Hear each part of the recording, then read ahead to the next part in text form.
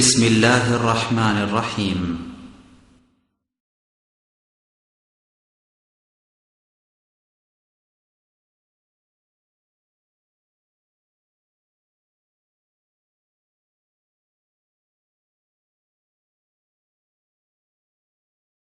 এখন উদ্বোধনী ভাষণ নিয়ে আসছেন 22তম তাবলীগী ইজতেমা 2012 সম্মানিত সভাপতি, ভারতীয় উপমহাদেশে আহলে হাদিস আন্দোলনে গণজাগরণ সৃষ্টিকারী ব্যক্তিত্ব, আহলে হাদিস আন্দোলন বাংলাদেশের মহতারাম আমিরে জামাত ও রাজশাহী বিশ্ববিদ্যালয়ের আরবি বিভাগের সম্মানিত প্রফেসর ডক্টর মোহাম্মদ আসাদুল্লাহ আল গারী উদ্বোধনী ভাষণ প্রদান করছেন।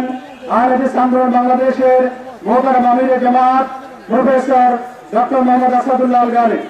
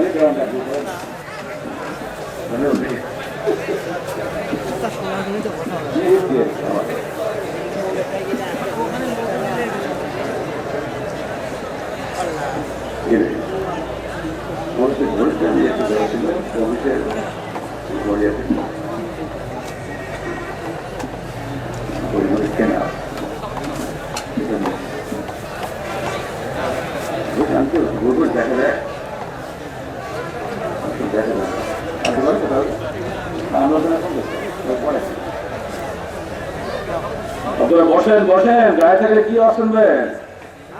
হ্যাঁ, তো সিরিয়াল চলতেই আছে, খাবার তোর কারবার নাই। বসতে হয় ভাই, খাদ্যগুলো পূরণ করেন। ইয়া তো হাইসা দিল আপনার তোমার বাজারের মতো সরগোল করুন না, হাদিসটাকে আগে বলে নেবো নাকি?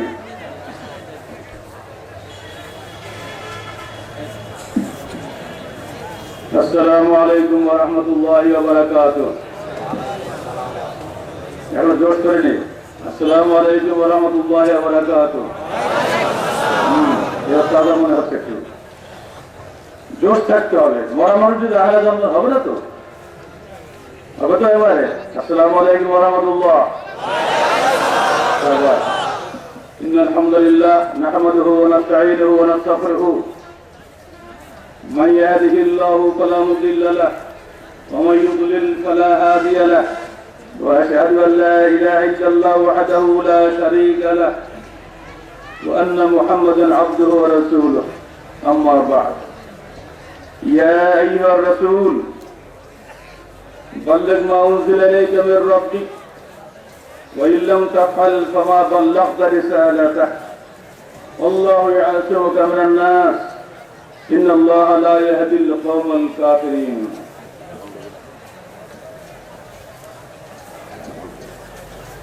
সম্মানিত ওলামায়ে কেরাম এবং আজকের 22তম তাবলীগী ইজতেমায়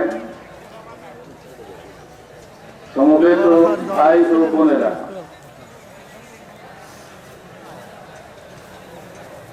পনেরোতম তাবলীগী ইজতেমার একদিন আগের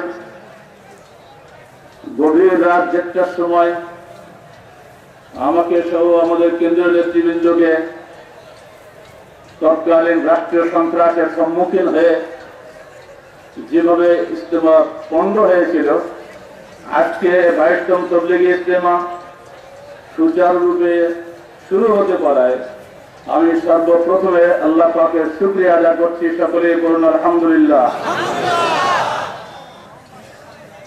আপনাদের আগমন, আপনাদের ঈমানি জজবা আমৃত্যু অক্ষুণ্ণ থাকুক, আল্লাহ পাকের নিকটে এই প্রার্থনা জানাচ্ছি, বলুন আমিন। যে খুতবা শুনে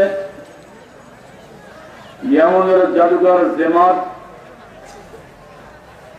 মুসলমান হয়েছিলেন, সেই খুতবা দিয়ে আমরা আজকে তাবলীগী ইজতেমা শুরু করেছি।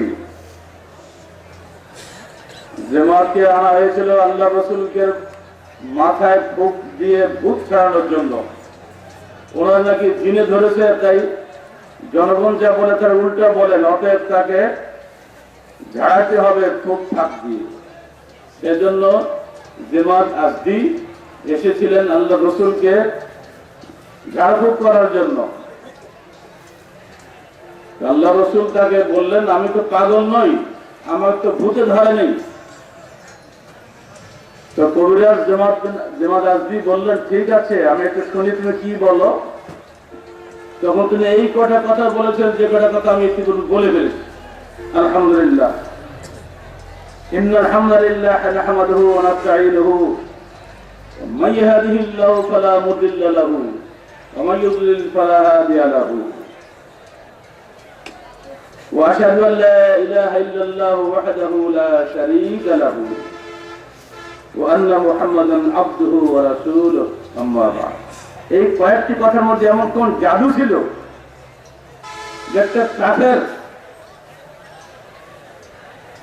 কোনদিন জিনের কথা শোনে নাই, যে এসেছে রসুলের পাগলামি ঠিক করার জন্য, ভোট ছাড়ানোর জন্য, সে নিজেই মুসলমান হয়ে গেল। আমরা বাংলাদেশের মানুষ একই খবর শুনছি, আমাদের তো কিছুই হলো না। এজন্যই বলে জহুরি জহর চেনে।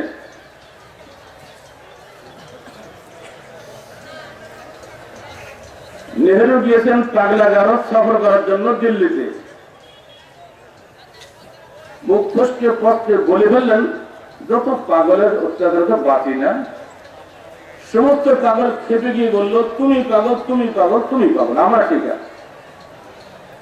নেহেরু সেটা বলে, হ্যাঁ বাবা আমি পাগল। উনি নিজেকে পাগল না বলা পর্যন্ত তোনার মারবি হাতে বাঁচানো যাচ্ছিল না। কথা বোঝা গেছে? তো আল্লাহ রসুল আমাদের দৃষ্টিতে পাগল। আমরা চলি একভাবে, দেশ চলে একভাবে, পরিবার চলে একভাবে, বউ চলে একভাবে, মেয়ে চলে একভাবে, রসুল চলে অন্যভাবে। পাগল না? কি বলো, বুঝতে পারছেন? এখন সারা দুনিয়া চলছে একভাবে, আর আহলে হাদিস বাংলাদেশ চলছে আর একভাবে। আর এই জন্য তো আমাদেরকে জঙ্গি বলে। সমস্ত মৌলবীরা একদিকে লাইন দিয়ে চলে যাচ্ছে, সবাই বলে আমাকে ভোট দাও, আমার মতো ফুলের মতো চরিত্র, কি আমার চরিত্র ফুলের মতো পবিত্র, আমাকে ভোট দিলেই সব বাংলাদেশের শান্তি আবহাওয়া চলে আসবে। যত দল, কত মত, সবার একই বক্তব্য, টার্গেট একখানে গিয়ে শেষ। আলঘেরাতে মাল ঘেরা, ঘুরে ফিরে ওই ঘেরা। তার মানে সবাই আমাকে বঙ্গভবনে ঢোকার সুযোগ করে দাও। যত মিছিল, মিটিং, লোক সমাবেশ, লাখো মানুষের জমায়েত, মানুষ জানে না সে কোথায় যাচ্ছে। কেউ যাচ্ছেন মরা পীরের কবরে, কেউ যাচ্ছেন কোন সুফি সাহেবের কাস্ত ইলহামের দাওয়াতে, কেউ চলেছেন স্বপ্নে পাওয়া এক নেশাবের দাওয়াতে, কেউ চলেছেন আখিরি মোনাজাতে নিজের সমস্ত গুনাহ খাতা মাফ করে নেওয়ার জন্য। আসলে কোথায় যাচ্ছেন কেউই জানে না। আমরা যে কথা আপনাদেরকে বলে দিয়েছি, এই কথাটা আসলে পাগলামিরই কথা। আমরা বলেছি ওরা আখিরি মোনাজাত করছে, আমাদের কোনো আখিরি নেই। দাঁড়িয়ে আছি, এখনই যে আমার রুহ চলে যায়, আমার আখির হয়ে গেল। কাল পর্যন্ত আমাদের মেহেরপুরের যে মানুষটি এখানে আসার জন্য প্রস্তুত ছিলেন, গত মঙ্গলবার তার জানাজা পড়ে আসলাম। আজকে তিনি এখানে আসতেন রাত্রে 11:40 এই যে রাত্রে গেল, এই রাত্রে 11:30 তিনি মারা গেলেন। আখিরি মোনাজাত, বান্দা যখনই ঘুমিয়ে যায় তখন সে মরে যায়। মরার সময় কি বলেন? বিসমিল্লাহ আল্লাহুম্মা বলেন, দেখি কেউ সামনে আজকে ঘুমার সময় দোয়া পড়লো, সব ভুলছেন কারণ নয়। বিসমিল্লাহ আল্লাহুম্মা আমুতু ওয়া আহইয়া, হে আল্লাহ তোমার নামে আমি মরি এবং বাঁচি। যে মানুষ এই দোয়া পড়ে শোয়, সে মানুষের আখিরিটা কখন হয়? যখনই ঘুমায় তখন আখিরি হয়ে যায়, ঠিক না? যে মানুষ সকালে ঘুম থেকে উঠে কি বলে? আলহামদুলিল্লাহ আল্লাযী আহইয়ানা, বলেন। তারপর ধন্যবাদ, আপনারা শিখছেন। ইসলামে আসবেন শিখতে হবে, শেখার জন্য, সুর শোনার জন্য, বক্তব্য হিসাব করার জন্য নয়। আলহামদুলিল্লাহ আহইয়ানা, যাবতীয় প্রশংসা সেই মহান সত্তার জন্য যিনি আমাদেরকে জীবন দান করেছেন। আহইয়ানা বাদামা আমাতানা, আমাদেরকে মৃত্যু দান করার পরে ইলাইহিন নুশুর, এবং যার কাছে আমাদেরকে ফিরে যেতে হবে কিয়ামতের দিনে। বলুন আলহামদুলিল্লাহ। এই জন্য আমরা কোন দিবস পালন করি না, আমাদের কোন বার্থডে নেই, কোন ডেথ ডে নেই, কোন বিবাহ বার্ষিকী নেই, কোন প্রতিষ্ঠা বার্ষিকী নেই। প্রতিদিন সকালে যখন ঘুম ভাঙে তখন আমাদের নতুন জীবন শুরু হয়। কানাডার টরন্টো থেকে রাজশাহীর সন্ধ্যা 7টার সময় টেলিফোন পাচ্ছি, বলছেন যে আজকে 1 জানুয়ারি আমি প্রতিজ্ঞা নিয়েছি যে আমার এই বৃদ্ধ বয়সের সবচাইতে প্রিয় মানুষটির সঙ্গে কথা বলে আজকের দিনের সূচনা করব। সেজন্য আমি আপনাকে টেলিফোন করছি, যদিও আপনাকে আমি কখনো দেখি নাই। আমি হেসে ফেলে বললাম, ভাই আমার তো সন্ধ্যা 7টা হয়ে গেছে, রাত হয়ে গেছে, কি হবে? আপনি দিনে শুরু করছেন আর আমার তো রাত হয়ে গেছে, কি হবে? তো লোকটা বিষয়টা বুঝতে পেরেছে। দেখুন, আপনি সকালে ঘুম থেকে উঠে দোয়া পড়েন নাই? হ্যাঁ পড়েছিলাম। মুসলমানের কোন নববর্ষ নাই, নবদিন নাই, প্রতিটি দিনই তার নতুন দিন। যখন মুসলমান মরে যায় তখন কিয়ামত শুরু হয়ে যায়। সমস্যা হচ্ছে, হুজুর আমাকে ক্ষমা করবেন, আপনার কাছে টেলিফোন করলেও আমি শুধু শেখা যায়।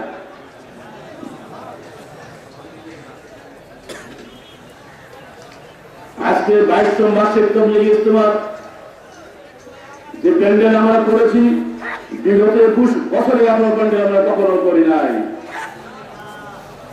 অথচ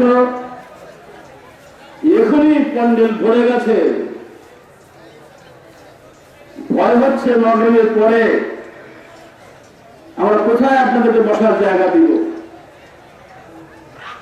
কারণ এখনো শুধু সাতক্ষীরা জেলারই 60টা গাড়ি রাস্তায়, বাকি অন্য জেলার খবর তো সব পাই নাই। আপনারা বুঝে নেন যে মানুষের ইমানের ঢল কিভাবে নবরাত থেকে শুরু হয়ে গেছে।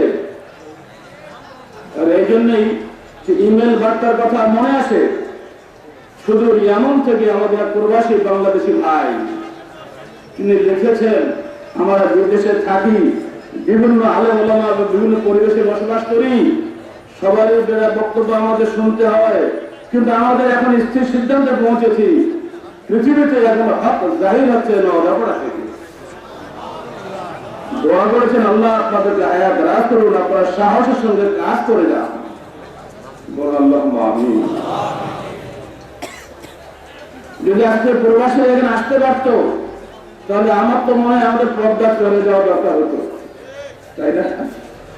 আপনারা দোয়া করুন ইমানদারদের ঢল যেন এখানে আসে, বেদাতিদের ঢল আমাদের দরকার না। বেদাতির চাইতে একটা ইমানদারের মূল্য আল্লাহ সবচেয়ে দিবে। ইমান চাই, ইমান নাই দেশে। আজকে ঔষধে পর্যন্ত ভেজাল দিচ্ছে মানুষ, বিষের মধ্যে ভেজাল দিচ্ছে, একটার কারণ ইমান নাই। সর্বত্র ভেজাল, সর্বত্র দুর্নীতি, এর একটি তো কারণ। ইটের পরে ইট সাজানো আছে, বিশাল বিল্ডিং, মাঝখানে সিমেন্ট আছে, বালু আছে, বালু ঠিকই আছে, সিমেন্ট খুবই কম আছে। ওই বিল্ডিং কতক্ষণ থাকবে? বাংলাদেশে মানুষের সংখ্যা বাড়ছে, আমরা মনে করি শিক্ষিত হলেই একটি সমাজ উন্নত হয়ে গেল। অথচ এটা আপনারা বুঝতেই পারছেন, দেশের যত বড় বড় চুরি, যত বড় বড় দুর্নীতি শিক্ষিত লোকেরা করে, মূর্খ লোকেরা করে না। শিক্ষিত হলেই যে দেশ উন্নত হবে, যারা পরে তারা প্রকাশ করবে বাস করছে। আজকে মানুষ সবচেয়ে মানুষকে ভয় করে, সাপ এবং বিচ্ছুকে অত ভয় করে না, মানুষ বাঘ ভাল্লুককে অত ভয় করে না, যত বেশি ভয় করে মানুষকে। কারণ মানুষ অমানুষে পরিণত হয়েছে। ভিতর থেকে সিমেন্ট চলে গেছে, খালি ইটের ঘরে ইট আছে, সিমেন্ট নাই, তার মানে ইমান নাই। আগে ইমানটা, ইমানের দাবিদার করছি, তাহলে ইমান লুটিয়ে পড়েছে কারো কবরে, কারো ইমান লুটিয়ে পড়েছে তবলিগি নেশাবে, কারো ইমান লুটিয়ে পড়েছে আখেরি মোনাজাতে। ইমান আল্লাহর সঙ্গে নাই। যে মানুষ অদৃশ্যে আল্লাহকে ভয় করে, যে মানুষ কোথায় কাজে প্রতি মুহূর্তে আল্লাহকে ভয় করে, সেই মানুষ হলো সত্যিকারের নীতিবান মানুষ। তাকে মেরে ফেলে দিলেও সে কখনোই অন্যের সঙ্গে আপোষ করে না। বন্ধুরা আমার, কেন তবলিগি ইজতেমা? আমাকে প্রশ্ন করেছেন আমাকে যে বিদাতীদের তবলিগের সঙ্গে আপনিও তবলিগি ইজতেমা কেন নামকরণ করবেন? অনেকেই আপনাদের মনে এই প্রশ্ন আগুলি বিকুলি খেলে, তাই না? আচ্ছা ভাইরা, কোরআনে যদি তবলিগ থাকে শব্দটা, তো সেটা যদি বিদাতীরা চুরি করে, তাহলে ওকে বাতিল করে দেবো আমরা? কোরআনে ফেরাউন আছে, তা আমি কি আর ফেরাউন নাম রাখবো নাকি?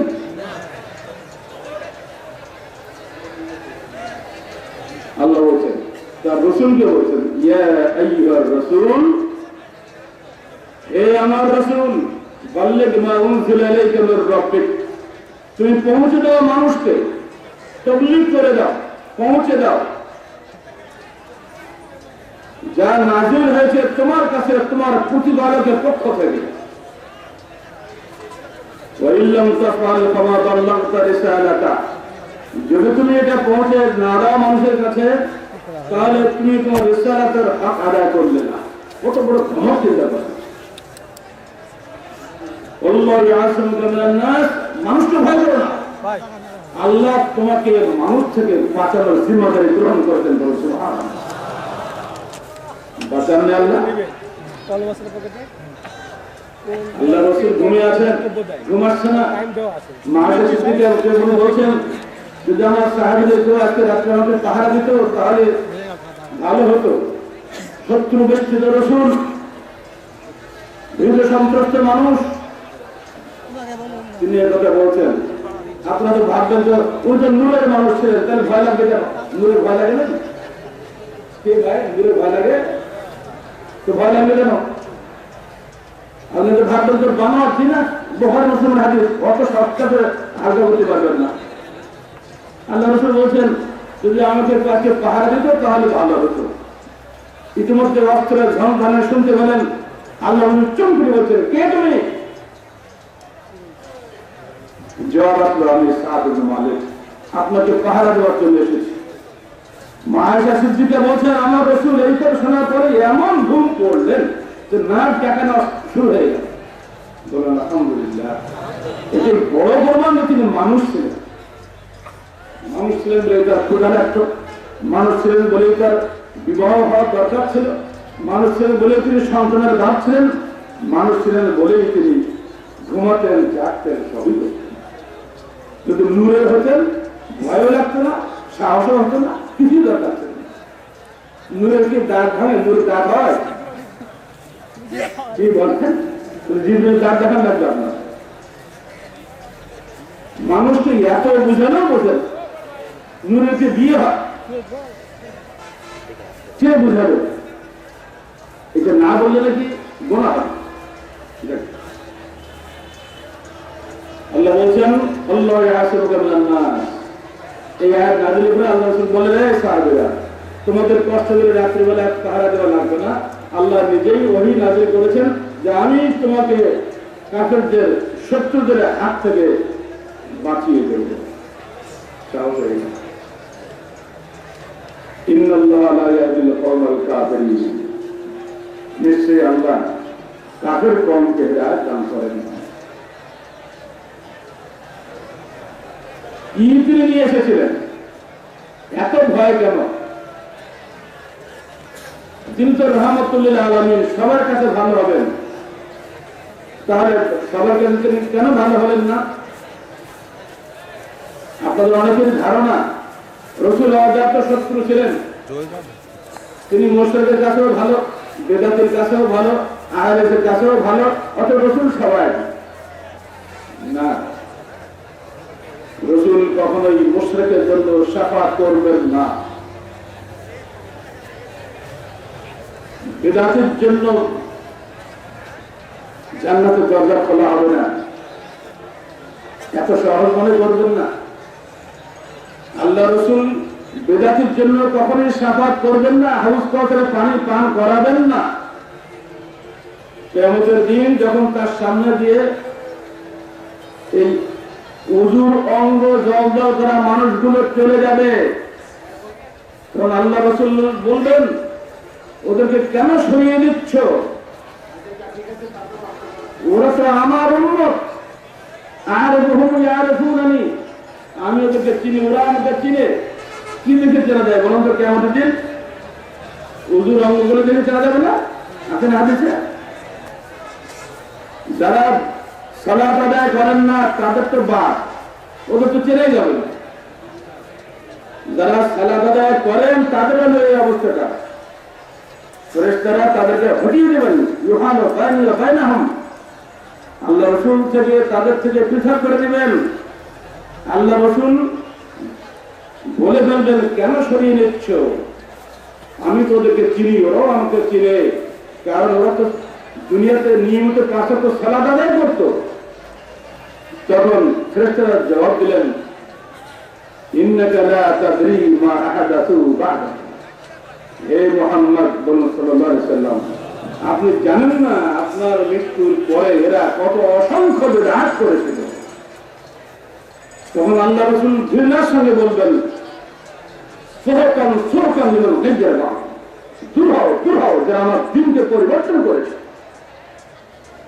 বলুন, এরপরও কি আপনি আশা করেন আমি বেদাত করবো এবং জান্নাতে যাব? কি ভাই বলেন নাকি? আমার সঙ্গে কথা বলতে হবে, আর ঘুমন্ত বক্তব্য।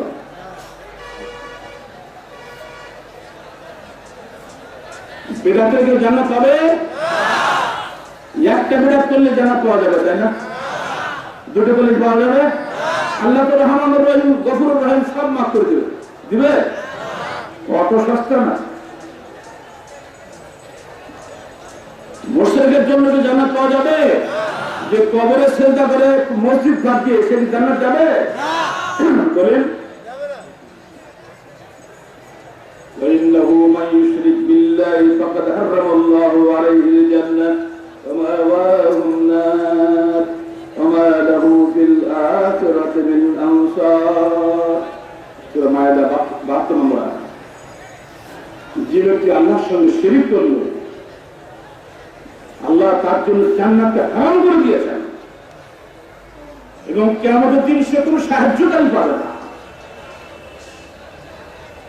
সূরা মায়েদা 72 নম্বর আয়াত। কোরআনের স্পষ্ট ঘোষণা থাকার পরে, বুখারী মুসলিমের স্পষ্ট ঘোষণা থাকার পরে, কি করে শিরক করার পরে, বিদআত করার পরে মুসলমান ভাবতে পারে যে আমরা জান্নাতে যাব? কোন ভাই বলে, হ্যাঁ জান্নাতে অবশ্যই যাব, আমার কলেমার বরকতে, কলেমার মেহনত করো, কলেমার বরকতে তুমি একদিন অবশ্যই জান্নাতে যাবে। ধন্যবাদ আপনাকে। একদিন জান্নাতে থাকতে পারবেন। জান্নাতে জাহান্নামের সবচেয়ে হালকা আযাব হবে আবু তালেবের, আল্লাহর নবীর চাচা। হাদিসে এসেছে যে পায়ের গোড়ালি পর্যন্ত জাহান্নামের আগুনে ডুবানো হবে, তার আগুনে তার মাথার ধুলোগুলো টকবক করে ফুটবে। সবচেয়ে হালকা আযাব আপনার হবে, আপনি কি বলতে পারেন? সবচেয়ে হালকা আযাব আমার হবে, আমি কি বলতে পারি? তাহলে কতদিন থাকতে হবে কোন মেয়াদকে আমাকে বলা হয়েছে? এরপরে তো আশা করেন আমি তো একদিন কলেমার বরকতে জান্নাতে যাবই। যদি আপনার সে খায়েশ থাকে, 2-10 বছর জাহান্নামে থাকার পরে যদি যেতে চান যাবেন, কোনো আপত্তি নাই। যদি যেতে হয় আপনাকে মনে রাখবেন, ওই জান্নাতে গিয়েও আপনার নাম হবে জাহান্নামীয়ুন। এটাও হাদিসে এসেছে। ওর নাম পরিবর্তন আমাদের জাহান্নাম থেকে জান্নাতে ঢুকেছে, নাম কালাম হয়ে গেছে। বাংলাদেশের রাজাকারের নাম 40 বছর মুছে যায় নাই, বুঝে মুক্তিযোদ্ধা মরে গেছে, এখনো মুক্তিযোদ্ধা, তো সমর্থনে কিছু নেই, প্রথমেই মুক্তিযোদ্ধা, আর ঘোড়া ছাড়াটাও মুক্তিযোদ্ধা। আরে সুবহানাল্লাহ, নামটা তো কতই ভালো না। তো মানে 40 বছরের নাম বন্ধ দূর হয় নাই। ওর মধ্যে জাহান্নামে একবার গেলে সেখান থেকে ব্যাক করে যদি কখনো জান্নাতে আমরা যাই, সেখানে আপনার লক্ষ্যভাবে জাহান্নামী ইউজ, আপনার সাথে কেউ কথা বলবে কিনা সন্দেহ। অতএব জান্নাতকে এত হালকা মনে করবেন না ভাইরা আমার। নিজের সার্বিক জীবনকে পবিত্র কোরআন এবং সহিহ হাদিসের আলোকে ঢেলে সাজানো ব্যতীত কারোর পক্ষে জান্নাতে যাওয়া সম্ভব নয়। আপনি হতে পারেন দেশের সর্বোচ্চ ক্ষমতাবান ব্যক্তি, আপনি হতে পারেন দেশের সবচেয়ে কোটিপতি ব্যক্তি, কিন্তু আপনার 3 পয়সা মূল্য কি আমাদের মাঠে নাই। আল্লাহ রাসূল কি দাওয়াত দিয়েছিলেন, এইগুলো বলার জন্য তিনি দুনিয়া এসেছিলেন। কিভাবে? আল্লাহ কাছে শোনায় ভালো। আল্লাহ বলছেন, আনজালনা ইলাইকা যিকরা লিতুবাইয়িনা লিন-নাসি মা নুযিলা ইলাইহিম, আমরা তোমার কাছে নাযিল করেছিলাম যিকর, এই জন্য যে তুমি জনগণকে বলে দিবে মা নুযিলা ইলাইহিম, যা তাদের উদ্দেশ্যে নাযিল করা হয়েছে, লাআল্লাহুম ইয়াতাফাক্কারুন, তারা যেন সেগুলো চিন্তা ভাবনা করে। জনগণ যেন চিন্তা ভাবনা করে তাদের কি করলে জান্নাত তারা পাবে, এইটা ব্যাখ্যা দেওয়ার জন্য হে রাসূল আমি তোমার কাছে যা পাঠিয়েছি তুমি এটাকে ব্যাখ্যা করে মানুষকে শুনিয়ে দাও। তুমি নিজের থেকে বানোয়াট কোনো দিন বলতে পারো না। মা নুযিলা ইলাইহিম বাক্যের মাধ্যমে পরিষ্কার হয়ে গেছে, ইসলাম আল্লাহ রাসূলের মাথা থেকে বের হওয়া কোনো দিন নয়। ইসলাম আল্লাহর পক্ষ থেকে প্রেরিত একটি পথের নাম, এটা কোনো মতের নাম নয়। It is not the name of a theory. এটা কোনো থিওরির নাম নয়, এটা একটা পথের নাম। ইহদিনাস সিরাতাল মুস্তাকিম, আল্লাহ আমাদেরকে সরল পথ প্রদর্শন করো। এই পথ মানুষ তৈরি করতে পারে না, মুক্তির একমাত্র পথ আল্লাহ পাঠিয়েছেন, আর সেই পথের ব্যাখ্যা দিয়েছেন আমার নবী। আল্লাহ প্রেরিত ওহী বিধানকে আল্লাহ রাসূলের ব্যাখ্যাকৃত পথের মাধ্যমে আমাদেরকে সার্বিক জীবনে বরণ করে নিতে হবে। এর বাইরে দুনিয়া এবং আখিরাতে সফলতা এবং জান্নাত লাভের কোনো সুযোগ নাই।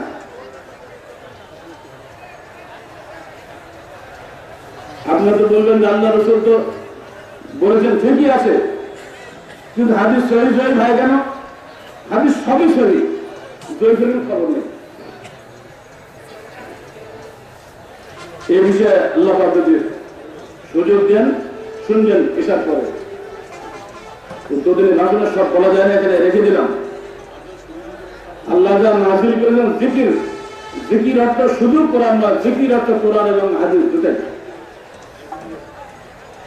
লিতুবাইয়িনা লিন-নাস এর মধ্যেই বোঝা যায় হাদিস। আল্লাহ রাসূল হাফেজে কোরআন হিসেবে খালি সারা গ্রামে গ্রামে কোরআন শুনে বেড়াতেন না, তিনি ব্যাখ্যা দিতেন। কোরআন বলছে আকিমুস সালাহ, সালাত কায়েম করো।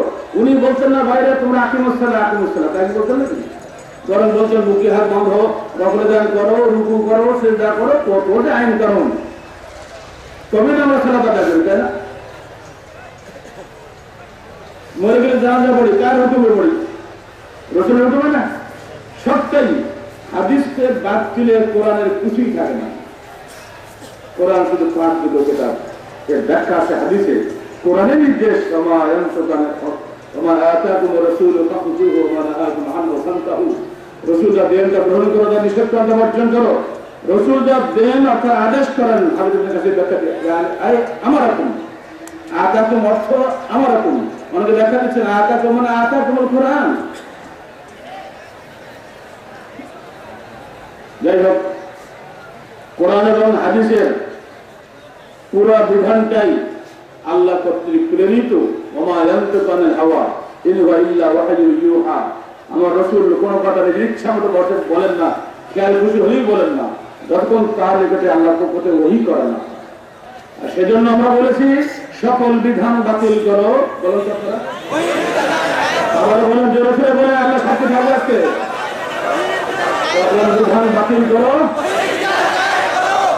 কোন রায়ের বিধান নয়, পার্লামেন্টের বিধান নয়, জাতিসংঘের বিধান নয়, মুসলমান সিলেট আল্লাহর বিধান কামনা করে, ওহির বিধান। এই ওহির বিধান কায়েম করার জন্যই রাষ্ট্র গঠন করেছি আমরা। রাষ্ট্রের দায়িত্ব হলো ওহির বিধানের কায়েম করা, নিজের বিধান কায়েম করার জন্য রাষ্ট্র বানায়নি। আমার ভোট নিয়ে আমার গলা টিপে ধরবে তুমি অন্যায় ভাবে মিথ্যা মামলা দিয়ে, এজন্য তোমাকে আমরা ক্ষমতায় পাঠাই নাই। তোমার দায়িত্ব ছিল কোরআন হাদিস অনুযায়ী দেশ শাসন করা, তুমি করো নাই। আল্লাহর গজব নেমে আসছে দেশে, আরো গজব আসবে যতক্ষণ তুমি সোজা না হবে।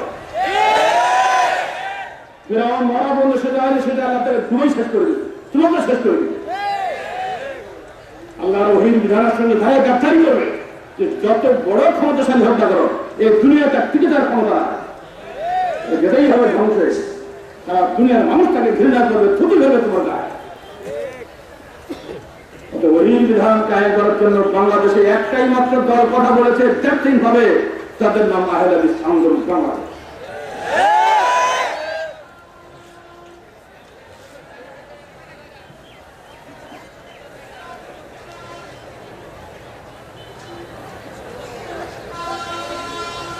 পরিশেষে আপনাদের কাছে আবেদন রাখবো, আমাদের মাননীয় আহ্বায়ক সাহেব যে কথা বলেছেন তার আলোকে আল্লাহ বলছেন, তাআওয়ানু আলাল বিররি ওয়াত তাকওয়া ওয়া লা তাআওয়ানু আলাল ইসমি ওয়াল উদওয়ান। তোমরা নেকি এবং তাকওয়ার কাজে পরস্পরকে সহযোগিতা করো এবং গুনাহ এবং শত্রুতার কাজে পরস্পরকে সহযোগিতা করো না। সূরা মাইদা 2 নম্বর আয়াত। যারা এসেছেন আসছেন প্রত্যেকেই পরস্পরকে সহযোগিতা করতেন, প্রত্যেকেই প্রত্যেকের কষ্ট ভাগাভাগি করে নিতেন। আমরা এসেছি নেকি হাসিলের জন্য, পবিত্র কোরআন এবং সহিহ হাদিসের বাণী শুনে নিজের জীবনকে গঠন করার জন্য। এই দুদিন ব্যাপী তাবলীগ ইসলামের 33 জন বক্তাকে আমরা মাসখানেক আগে 33টা সাবজেক্ট দিয়ে দিয়েছি। 33টা সাবজেক্ট মাসখানেক ধরে গবেষণা করে তারা বক্তব্য আপনার সামনে উপস্থাপন করবেন মাত্র আধা ঘন্টার মধ্যে। যদি আপনারা গভীর মনোযোগ দিয়ে সেগুলো শোনেন, ইনশাআল্লাহ আপনাদের পথের দিশা পাবেন। দুদিন ধরে খালি সয়ুসুলের আমরা বয়ান দেব না, দুদিন ধরে খালি খানা পিনার আদর্শ শিখাবো না, পায়খানা ঢিলা করে আদর্শ শেখানোর জন্য আপনাদের চাকরি নেই। আপনাদের জীবন সমস্যার সমাধান দেওয়ার জন্য আমরা এখানে ডেকেছি এবং কোরআন হাদিসের বিধান অনেক সময় আপনার লালিত বিশ্বাসের বিরোধী হবে, তখন কি আপনি মেনে নেবেন? আপনি যে আকীদার লোক, হাদিস যেটার বিরুদ্ধে বলে হাদিস মানবেন না, নিজেকে ঠিক রাখবেন। এই আনুগত্যশীল মেজাজ নিয়ে এখানে বসতে হবে। আপনি কোন দল মত ফলো করেন আমরা জানি না, মুসলমান হিসেবে আপনাদের দাবি থাকবে হাদিসের আদব বজায় রাখবেন। ইমাম মালিক হাদিসের দর্শ দিচ্ছেন, খলিফা হারুন রশিদ সেখানে হাজির হয়েছেন বিশাল সেনাবাহিনী তার সাথে। ইমাম মালিকের ছাত্ররা বলছেন, ওস্তাদ খলিফাতুল মুসলিমিন স্বয়ং হাজির, আমাদের তাকে একটু অভ্যর্থনা জানাবো না? ইমাম মালিক বলছেন, চুপচাপ বসে থাকো, খলিফার চাইতে হাদিসের মর্যাদা অনেক বেশি। খলিফাকে বলছে, উদ্দিন নাজির না, হে খলিফা দেখেন সচিনের কি চেন, আপনাদের সামান্য তো সম্মান দেখাবে না? খলিফা হারুন ছিলেন নিজেই একটি অত্যন্ত বিদগ্ধ পণ্ডিত, তিনি বলেন সাবধান, কথা বলবে না। অত্যন্ত বড় আলেম, আমি তার পায়ে ধুলার সমান নই। দেখেন আজকালকে প্রধানমন্ত্রীর পরিবর্তে কাউন্সিলর সাহেবের সম্মান না দেন, তার তাকে এলাকা কাটিয়ে দেবেন। উনি ধুলার উপরে হাঁটু বেড়ে বসে গেলেন খলিফা নিজে। হাদিসের দর্শ শেষ হয়ে গেল, এবারে খলিফা নিজে এসে হাঁটতে পেরে সামনে এসে বসে সালাম দিয়ে বলছে, এই ইমাম মালিক আপনার কথা আমি এই জন্য এখানে কোরআন এবং হাদিসের আলোচনা হবে। আপনারা কি পিছনে এসে ফেলে আসে ঘটনা সরালে হাদিসকে সম্মান করতে পারবেন না? দয়া করে আমার আবেদন থাকবে, পুরো তাবলীগ ইজতেমা এখানে পুরুষের প্যান্ডেল ও পাশে আমার মা বোনদের প্যান্ডেল, সবার কাছে আমার আপিল, কোরআন এবং হাদিসের এই আলোচনা দুদিন ধরে হবে 9টা পড়াতে। এখানে আল্লাহ পাকের অসংখ্য চেষ্টা নাজিল হয়ে গেছে এতক্ষণে। মুসলিম শরীফের হাদিসে পরিষ্কার বলা হয়েছে, হাফফাত আলাইহিমুল মালায়েকা ওয়া নাযালাত আলাইহিমুস সাকিনাহ, সমস্ত এলাকাটা ফেরেশতা ঘিরে রেখেছে এবং আল্লাহর পক্ষ থেকে সাকিনাহ নামক বিশেষ রহমত এখানে নাজিল হচ্ছে। অতএব আসুন আমরা আল্লাহ পাকের রহমতটাকে নিজেদের জীবনে গ্রহণ করার জন্য নিজেদের চেষ্টা করি।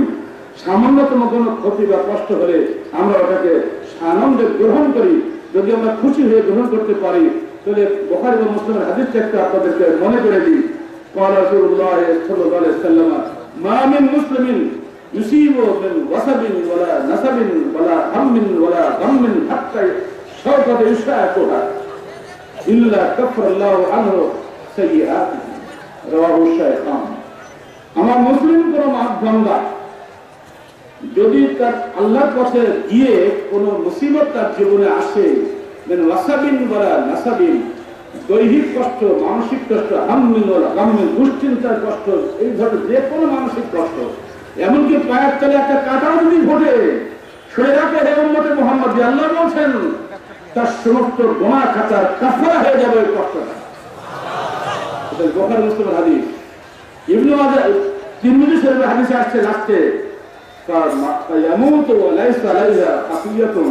ওই বান্দা যখন মৃত্যুবরণ করবে তার আমলনামায় কোনো গুনাহ থাকবে না। আসুন আমরা সেই নেকি হাসিলের চেষ্টা করি। কষ্ট হলেও দিনের রাস্তা কষ্ট হচ্ছে, এটাকে আপনার নেকির জন্য ওসিলা মনে করবেন। মা বোনদেরকেও বলবো, আপনাদেরকে সম্মান করার জন্য আমরা সাধ্যমতো চেষ্টা করেছি। এরপর যেগুলো কষ্ট হলে আমাদেরকে ক্ষমা করবেন। ভাইদেরকেও বলছি, আপনাদের জন্য আমরা চেষ্টা কমতি করি নাই। আলহামদুলিল্লাহ আপনারা আসছেন, আমরা তো আনন্দিত, আমরা আরো আনন্দিত হব যদি নাকি আপনারা এই কষ্টটা আমাদের সঙ্গে ভাগাভাগি করে নেন। আপনারা কি সবাই আল্লাহর হস্তে কষ্টটা ভাগাভাগি করে নিতে পারবেন? কষ্টকে সাহায্য করুন, খালি জায়গাগুলো ভরে দিন। মানুষের জায়গা পাচ্ছে না, তাদের কষ্ট হচ্ছে, আপনারা একটু দয়া করে জায়গা করে দিন।